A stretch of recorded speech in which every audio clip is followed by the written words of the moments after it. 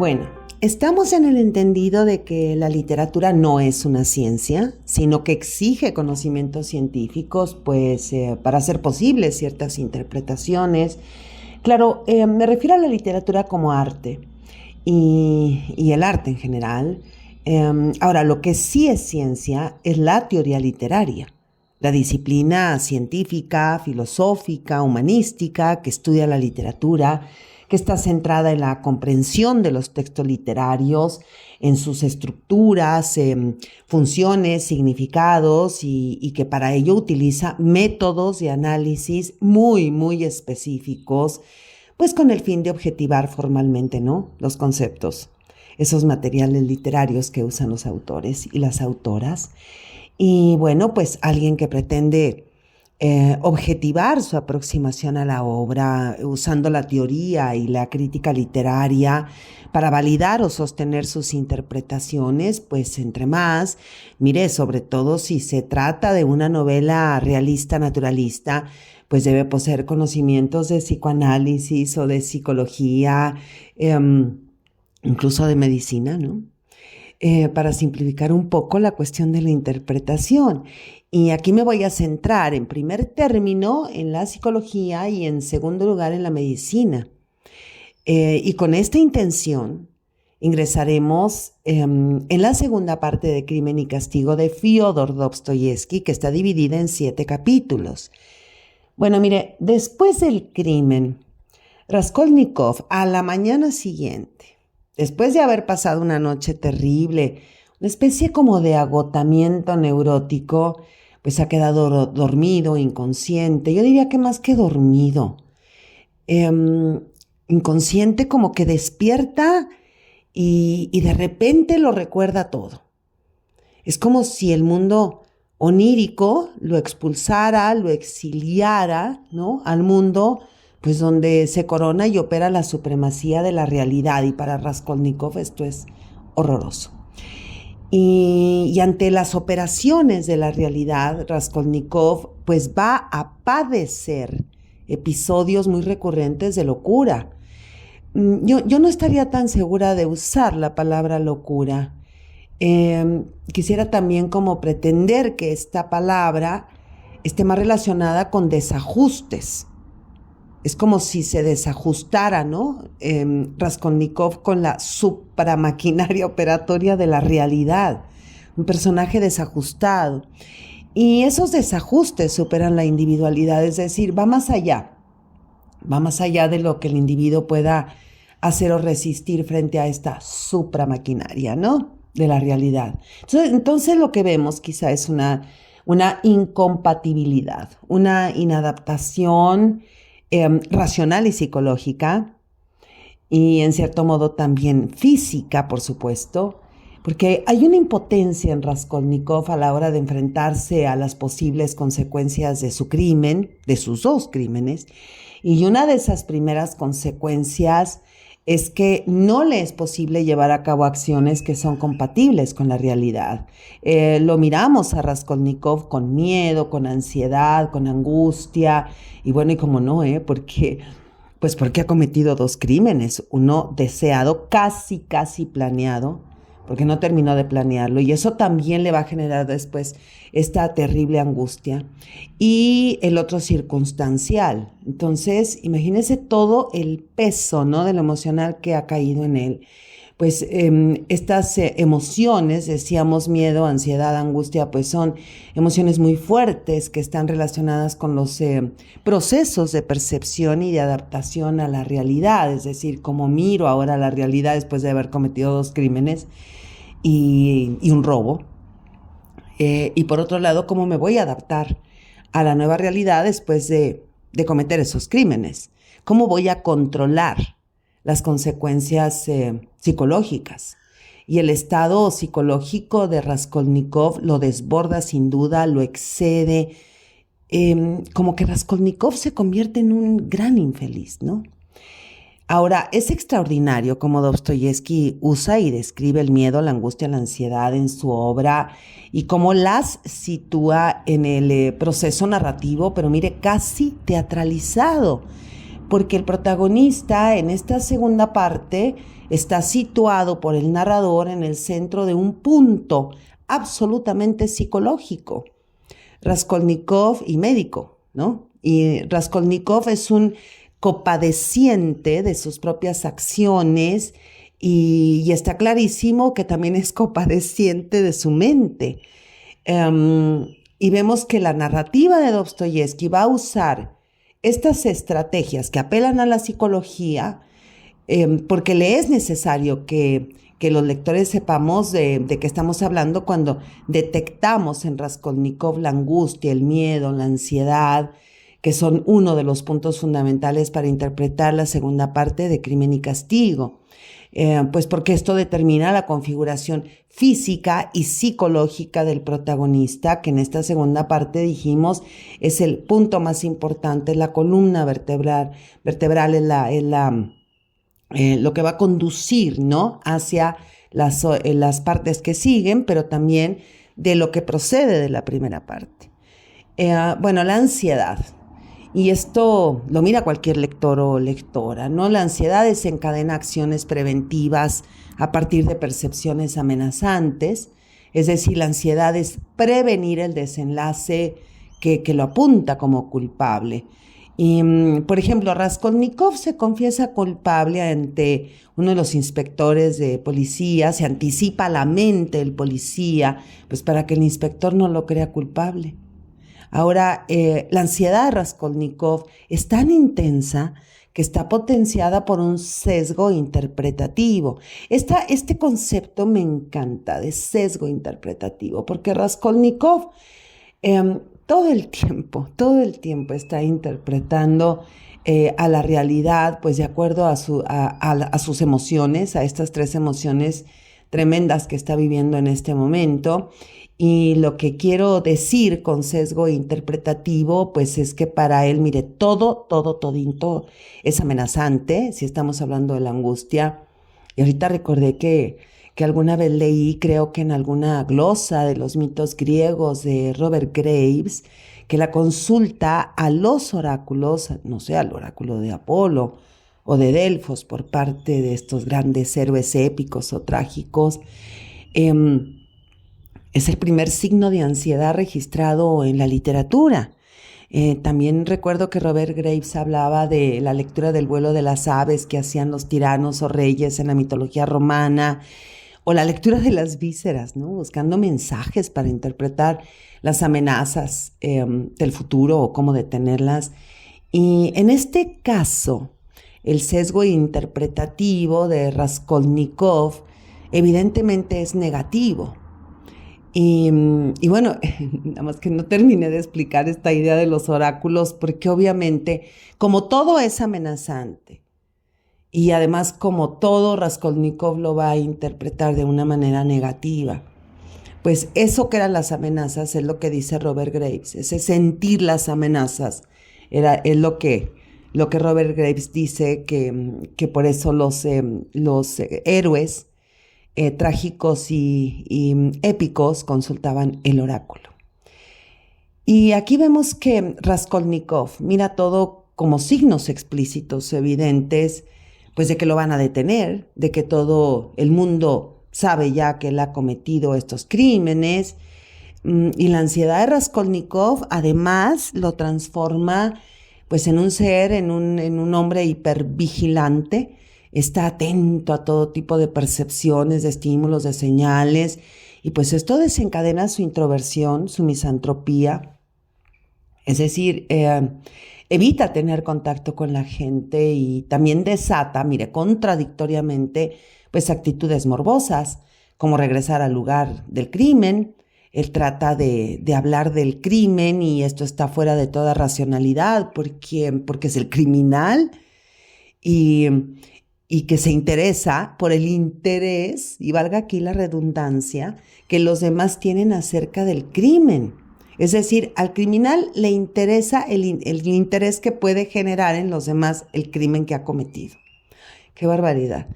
Y de alguna forma, Raskolnikov busca exhibir su estado físico y emocional, porque lo físico y lo psicológico son una unidad, Nadie piensa al margen de un cuerpo.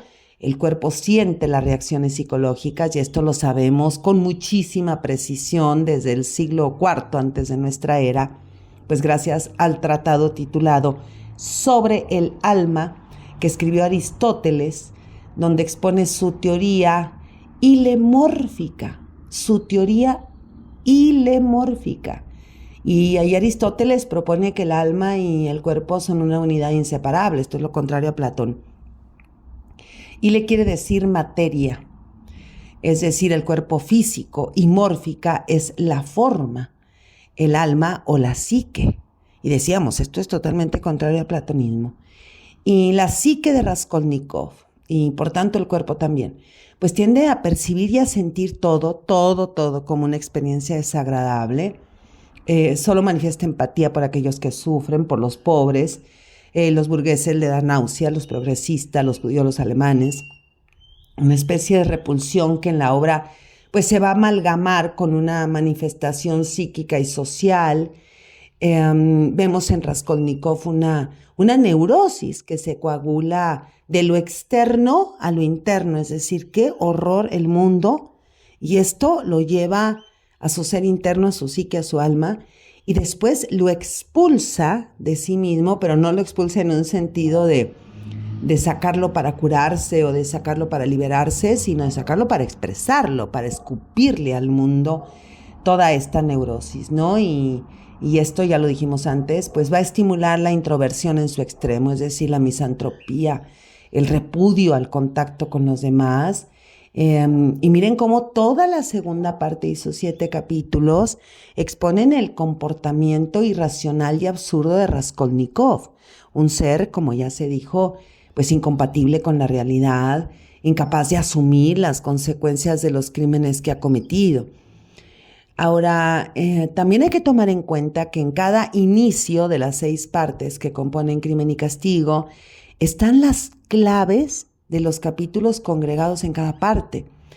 A ver, vamos a recordar, es que es bien importante y bien interesante ver esto. Vamos a recordar el inicio de la primera parte. Dice: a principios de julio, con un tiempo sumamente caluroso, un joven salía de su cuartucho y con lento andar, como indeciso, se encaminaba al puente. Discretamente evitó el encuentro con su patrona en la escalera y siempre sentía al pasar por allí una impresión morbosa de cobardía que le avergonzaba y hacía fruncir el ceño. Estaba entrampado con la patrona y temía encontrársela. Y no es que fuera nada cobarde y tímido, sino todo lo contrario, solo que de algún tiempo a esta parte se hallaba en un estado de excitación y enervamiento parecido a la hipocondria. Hasta tal punto estaba arrinconado en su cuarto y apartado de todo el mundo que temía encontrarse con alguien, no ya con la patrona. Le agobiaba la pobreza, pero hasta su apurada situación había dejado de atormentarle hacía algún tiempo. Había abandonado en absoluto sus quehaceres cotidianos y no quería atenderlos. En realidad, no le temía a la patrona, por mucho que pudiese maquinar contra él. Pero detenerse en la escalera, escuchar todos los dislates de aquella mujer ofensivamente absurda, que a él no le interesaban lo más mínimo, todas aquellas sandeces referentes al pago, aquellas amenazas y lamentaciones, y además de todo eso, tener que parlamentar, disculparse, mentir, no. Era preferible arrojarse como un gato por la escalera y lanzarse al arroyo para no ver a nadie. Ahora, leamos el inicio de la segunda parte y va a ver cómo se va a tejer esta primera con esta segunda parte desde el inicio. Permaneció así tendido largo tiempo. Sucedía que a veces se despabilaba un poco y en tales momentos advertía que ya era noche cerrada. No se le ocurría levantarse hasta que por último notó que ya alboreaba el nuevo día. Estaba acostado en el diván, boca arriba, aún transido de su entumecimiento reciente. Hasta él recios llegaron desde la calle unos tremendos y desolados alaridos que por lo demás oía todas las noches al pie de su ventana, a las 3. Y de pronto dio un brinco, cual si alguien lo hubiese hecho saltar del diván. ¿Cómo? Ya a las 3. Se sentó en el diván y entonces lo recordó todo. De pronto, en un momento, todo lo recordó. En el primer instante pensó que se había vuelto loco. Un frío tremendo se apoderó de él, pero aquel frío provenía de la fiebre que hacía ya rato le había entrado en el sueño. Ahora también, de pronto, le acometió tal temblor que los dientes parecían ir a saltársele y todo su cuerpo se agitaba. Y en estos dos inicios de la parte 1 y 2, pues lo que vemos en acción, dijéramos, es el cuerpo y la mente de Raskolnikov. Y esto es súper interesante, sin duda, porque Raskolnikov no puede gestionar su relación con las operaciones de la realidad. Le es imposible razonar. Y también percibimos una angustiosa soledad. Y en el contexto de Dostoyevsky esto significa que está ausente la presencia de Cristo, el silencio de Dios está ahí presente, y donde no hay Dios no hay moral para Dostoyevsky. Se difuminan las fronteras entre el bien y el mal, y con la obra nos preguntamos si el ser humano es capaz de establecer los criterios morales del bien y del mal. Bueno, aquí recordemos que para Nietzsche la moral surge de la voluntad de poder, de la búsqueda de dominio y de la supervivencia, y esto Dostoyevsky lo planteó mucho antes, pero con otras palabras. Las nociones de bien y mal para Dostoyevsky son relativas a la posición social, al dinero, a la riqueza. Para Dostoyevsky, para el rico, o sea, para Dostoyevsky, el rico, la moral tiene como base la fuerza y el orgullo, y para el pobre, la moral tiene como base la humildad y la compasión. Y claro, después lo vamos a leer en Nietzsche, ¿no? De otra manera, si usted quiere, ¿no? Desde el punto de vista filosófico. Pero ya Dostoyevsky lo había obviamente tratado, trabajado, expuesto y contrapunteado en todas sus obras. Bueno, en sus obras de madurez. Y bueno, esto está clarito en Crimen y Castigo, porque pues basta mirar a la sacrificada Sonia y a Dunia, ¿no? Y a los malandros burgueses y progresistas de Svidrigailov, pues el que fue patrón y acosador de Sonia, ¿se acuerda? Otro malandro, Luzhin, prometido de Dunia. Estos burgueses progresistas tremendos, el otro, el tercero. Lebeziatnikov, que es el amigo de Luzhin, usted se acuerda, el que golpea a Katerina y que además ofende a Sonia. Bueno, qué trío tan horrendo. Y bueno, aquí Dostoyevsky, ¿no?, se decanta del racionalismo y pues nos muestra una serie de personajes que son incapaces de pensar por ellos mismos, que no pueden gestionarse a sí mismos porque no están incapacitados para soportar la realidad, la pobreza, la marginación, el alcoholismo, no sé, las deudas, el desprestigio social, en el caso de los burgueses, porque decíamos, ¿no? O sea, si la base de la moral para el pobre tiene es la humildad y la compasión, pues ahí están Sonia y Dunia. Y si la base de la moral para el rico es la fuerza y el orgullo, pues ahí vemos a todos estos burgueses, ¿no?, que obviamente detestan el desprestigio social. Personajes también que vemos con ganas de matarse o que vemos, ¿no?, con impulsos de vivir, pero personajes que no se aceptan como seres complejos y contradictorios, porque no fueron educados para razonar. Y vemos a un Raskolnikov que parece estar frente a las furias, en el sentido griego, frente a las furias del irracionalismo. Mire, las furias también conocidas como Erinias o como Euménides. Ay, esta obra maravillosa, tragedia griega titulada Las Euménides. Pues las Euménides, de Esquilo, por cierto, las Euménides son las 3 diosas vengadoras que castigan a los que cometen crímenes. Son seres terribles, incluso están pintados a veces como perras, ¿no? O con mujeres que traen como víboras en la cabeza, parecen como gorgonas. Y estos seres terribles, estas tres mujeres, pues persiguen a los culpables hasta enloquecerlos. Claro, sobre todo si se trata de crímenes de sangre, como decían los griegos, de crímenes hacia la familia. Después se le fue sumando los crímenes a la sociedad.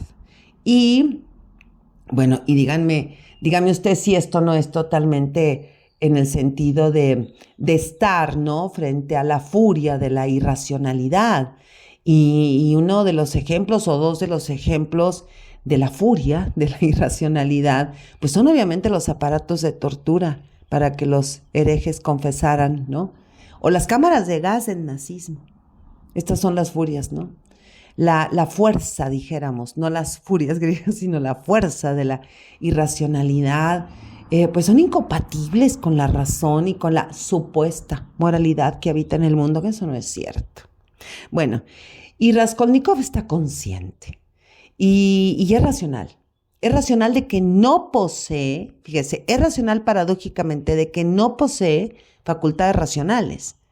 En esta doble identidad de Raskolnikov, pues que produce en muchos sentidos la confrontación de las interpretaciones. Es decir, Raskolnikov sabe que no sabe razonar. Y esto está claro, porque al día siguiente de haber cometido el doble asesinato, de haber robado a la usurera, de haber matado a la hermanastra de la usurera, Lisbeta, pues recibe una notificación, ¿no?, que le exige presentarse en la comisaría de policía, y Raskolnikov piensa que se debe al crimen, pero esto es totalmente irracional. Ningún policía cita a un criminal.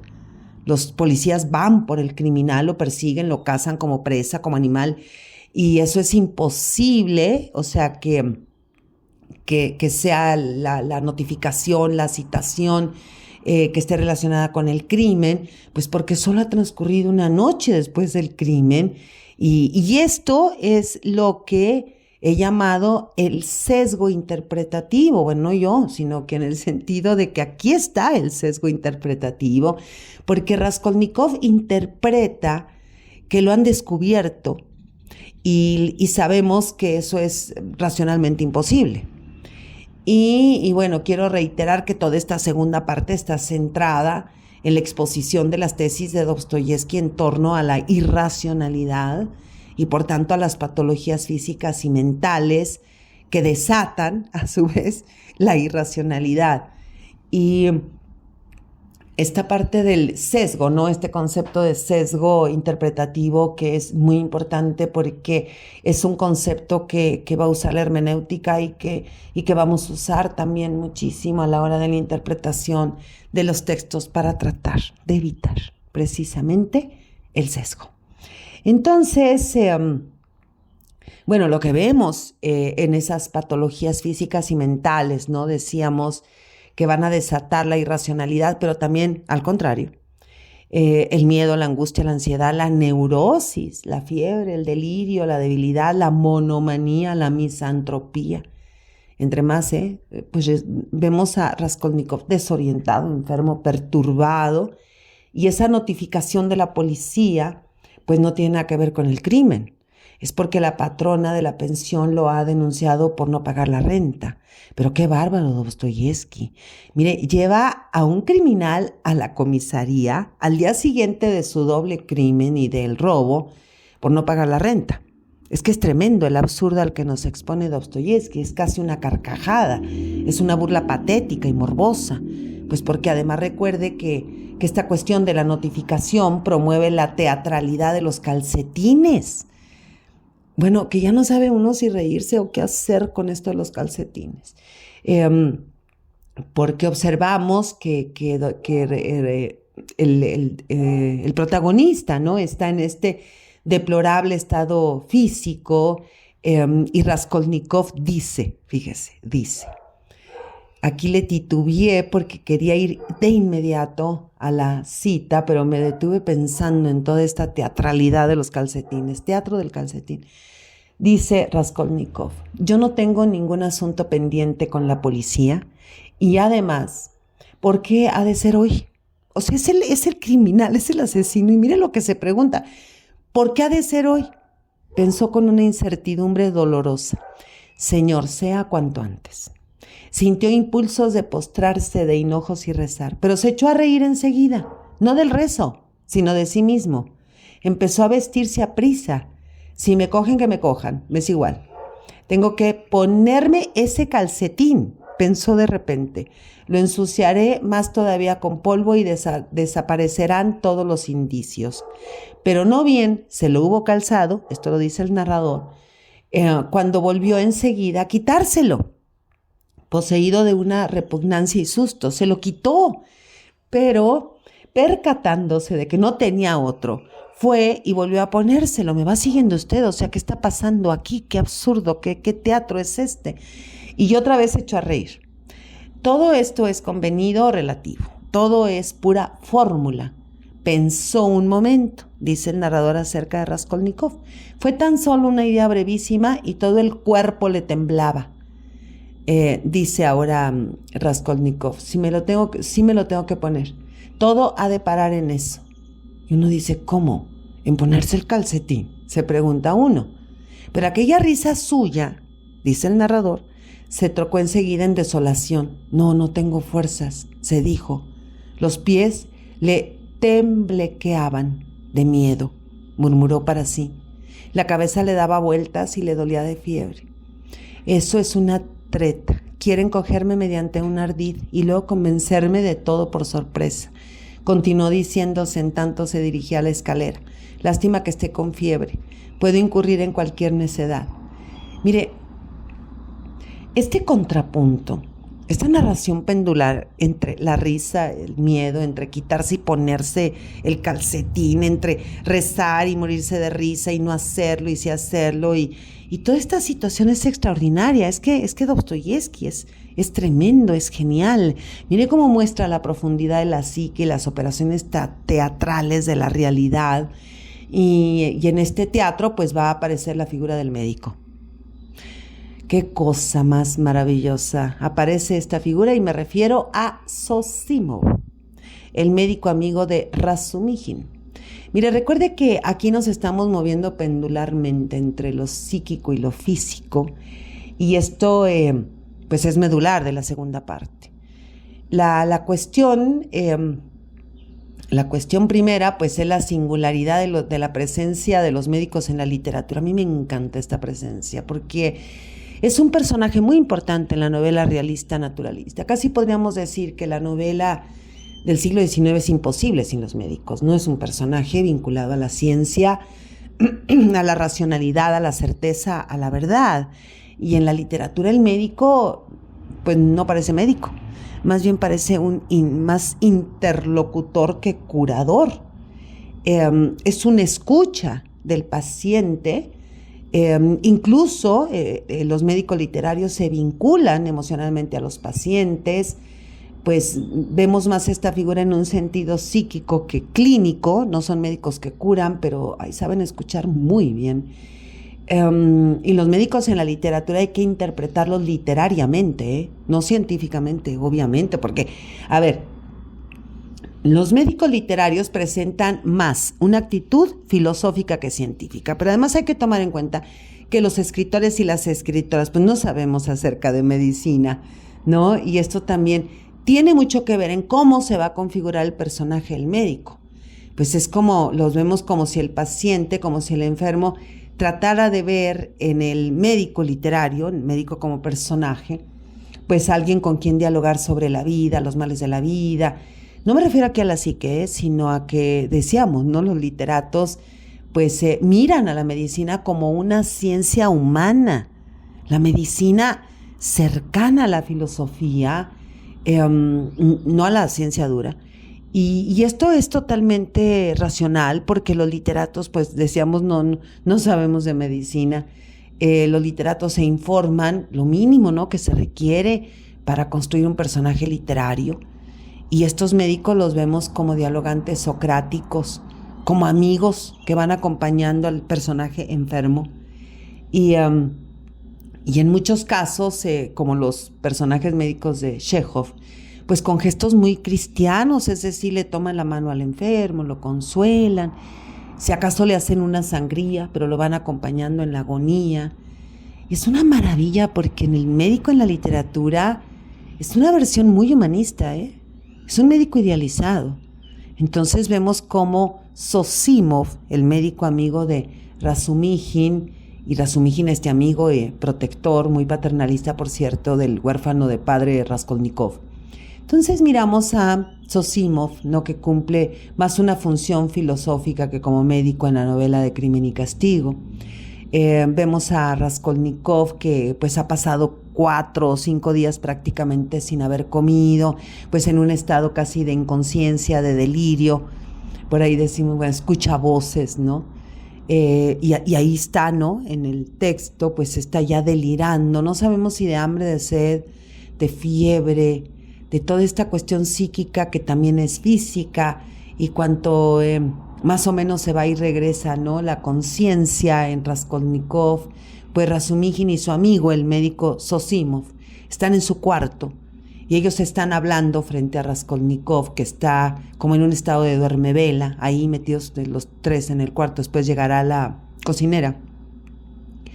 Dialogan sobre el crimen cometido, van dialogando sobre el crimen, pero en una forma extraordinaria, porque parecería que es un diálogo socrático acerca de las razones del crimen, ¿no?, y acerca de quién ha podido ser.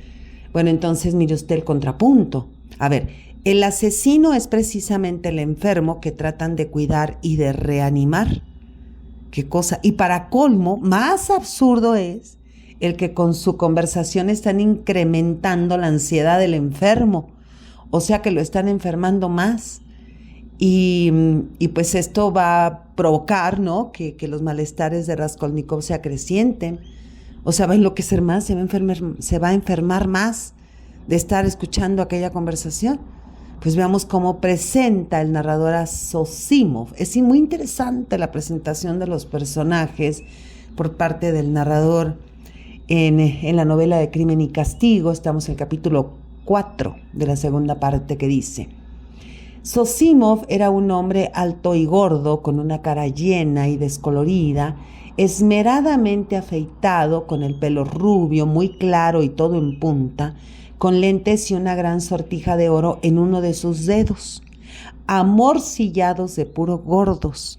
Tenía 27 años, vestía un holgado y elegante paletó de entretiempo y unos pantalones de color claro de verano, y en general todo él era holgado, elegante y acicalado. La ropa blanca, irreprochablemente primorosa, gastaba gruesa cadena de oro. Sus modales eran lentos, cual de flemático, y al mismo tiempo de una desenvoltura afectada. Sus pretensiones, por mucho que las ocultara, se traslucían a cada paso. Todos cuantos le conocían lo encontraban antipático, pero decían que entendía de lo suyo. Bueno, esta de las pretensiones, que por mucho que las ocultara se traslucían a cada paso, es todo un tema. Pero bueno, a ver, aquí se nos presenta un hombre, vemos un médico corpulento, alto y gordo, muy pulcro y además rico, ¿no? Trae esa sortija de oro, el reloj, la cadena del reloj. Tiene 27 años, bueno, y un hombre de 27 años, casi un adolescente, ¿no? Un pubertillo, bueno. Pero fíjese cómo el narrador lo presenta al médico como un tanto grotesco, muy fino pero gordo. Un médico como sobrado, ¿no cree? Como presumidillo, pero que sí sabe de medicina. Esta descripción en literatura es un recurso literario. Este recurso literario se llama prosopografía. Prosopografía, que es la descripción del aspecto físico de una persona, de un animal, en este caso de una persona, enfocándose en sus rasgos faciales, en su rostro, en el color de la piel, los ojos, el cabello, otros detalles físicos, pero que también también puede incluir la vestimenta y los accesorios que lleva. Y todo esto se va a unir y está unido con las teorías del temperamento, del carácter y de la personalidad. El rostro, la forma del rostro, la manera de vestir, es decir, casi decir cómo me veo soy, ¿no? Y también encontramos en esta descripción otro recurso literario del carácter que se llama etopeya, que es cuando el narrador ¿no? Va, pues de alguna manera, a describir el carácter y el temperamento, ¿no? La personalidad de los personajes. Bueno, aquí el narrador en la descripción usa los dos recursos literarios, es decir, vemos aquí tanto la prosopografía como la etopeya, es una maravilla. Y bueno, Dostoyevsky la va a usar con todos los personajes principales, ¿no? Es decir, la estatura, la complexión, la vestimenta, el carácter. Y que además en el sentido del carácter, Dostoyevsky lo va a mirar como la parte del todo. Es decir, Dostoyevsky reúne o amalgama el temperamento y la personalidad en el carácter, no lo separa. Bueno, regresemos al médico. Y vemos en Zosimov no cura a Raskolnikov, porque no hay diagnóstico en la segunda parte, solo le aconseja descanso y reposo, hay que se alimente bien. Veamos, dice Zosimov, el pulso va bien y la cabeza le duele todavía un poquillo, ¿verdad? Zosimov, dice el narrador, no le quita ojo. Muy bien, todo esto está en regla, dijo con tono indolente. El narrador se refiere a Zosimov. ¿Ha comido algo? Y luego dice, le podéis dar de todo, sopa, té. Setas y pepinillos naturalmente no, ni tampoco carne de vaca, pero bueno, ¿a qué tanto hablar? Nada de jarabes ni de más medicinas. Yo volveré por aquí mañana, y ahí nos preguntamos, pues, ¿qué medicina estaba tomando, no? Pero bueno, yo volveré por aquí mañana, quizá hoy ya hubiera podido, en fin. Mañana por la tarde lo sacaré a dar un paseo, pero esto lo dice Razumijin, que lo quiere llevar a pasear, dice, al jardín de Yusupov y que luego al Palacio de Cristal, se acuerda, a la taberna. Y el médico le dice, mañana yo lo dejaría tranquilo, aunque después de todo un paseíto. Bueno, ya veremos. Y dice, qué maravilla de médico, ¿no? A ver, fíjese, esto es una maravilla. Trata de curar a Raskolnikov con sopa y té. Pues este es el médico de novela, este es un médico literario. Y a partir de aquí se inicia una conversación costumbrista sobre la mudanza de Razumijin y que va a organizar una pequeña fiesta y hablan acerca de los amigos, que unos que se llevan bien, otros que se detestan, y entre esos amigos de Razumijin está Zosimov, el médico, pero también está el juez de instrucción, Porfiri Petrovich, el jurisculto. Y bueno, eso es relevante, es que me da risa hasta cómo lo digo yo, ¿no? Con esa, según yo, con esa seriedad, ¿no? Que para nada es seriedad. Y esto es relevante, pues para lo que sigue, ¿no? En partes posteriores. Y también entre los amigos está Samiotov, el oficial de policía. Esto es muy importante, Samiotov. Y una como lector se pregunta, bueno, ¿qué está haciendo Dostoyevsky? Está rodeando al criminal, a Raskolnikov, de policías y de jueces. O sea que entre más cerca esté el criminal de quienes detentan la ley, pues más pasa desapercibido. Pues esto sin duda es una tesis, una suposición de Dostoyevsky, porque recordemos que estamos leyendo una novela de tesis. Qué genial es este enorme escritor ruso. Lo irracional, lo absurdo, ¿no? Como estrategia efectiva dentro de la obra. Es que Razumijin quiere que Raskolnikov vaya a esa fiesta, ahí rodeado de policías. Y Raskolnikov, en lugar de ir a esa reunión, vean el absurdo, va a la taberna, es decir, al Palacio de Cristal, y ahí se encuentra con lo que no quería, ¿no? Con Samiotov, el policía. Y bueno, aquí abro un paréntesis porque después ya hablaremos de Lujin, porque era lo que seguía en esta segunda parte, ¿no? Y hay que tomar en cuenta que Samiotov se queda perplejo, pues en una especie de confesión del crimen que hace Raskolnikov. Pero aquí el asunto clave es que el médico Zosimov y el policía Samiotov se detestan.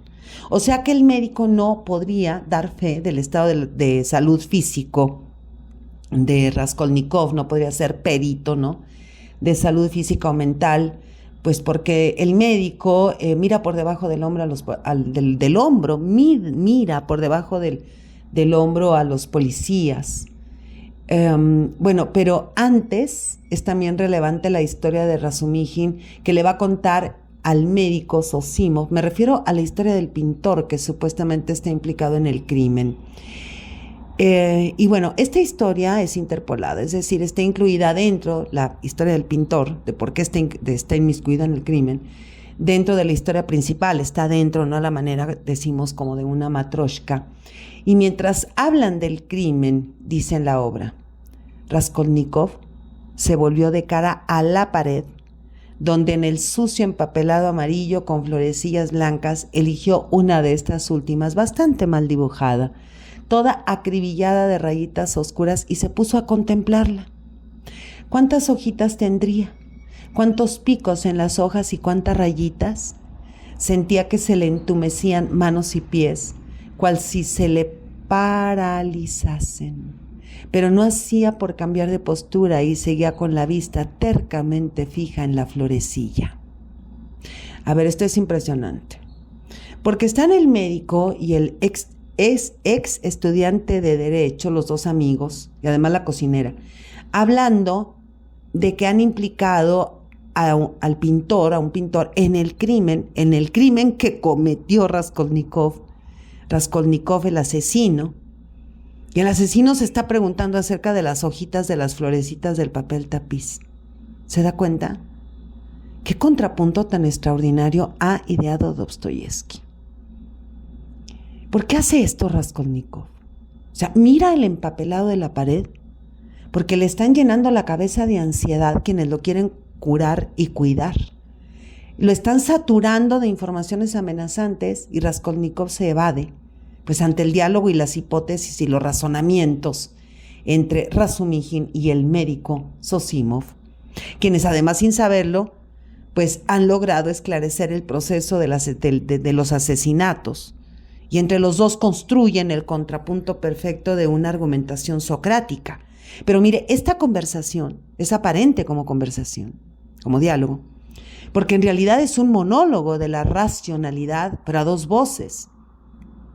Y pues en eso están cuando aparece Luzhin, el aborrecible Luzhin, el progresista, el ruin, el mezquino, el oportunista, el corrupto, una escoria burguesa, el inmoral, el pretendiente de Dunia, la hermana de Raskolnikov, y del cual pues ya nos ocuparemos más adelante.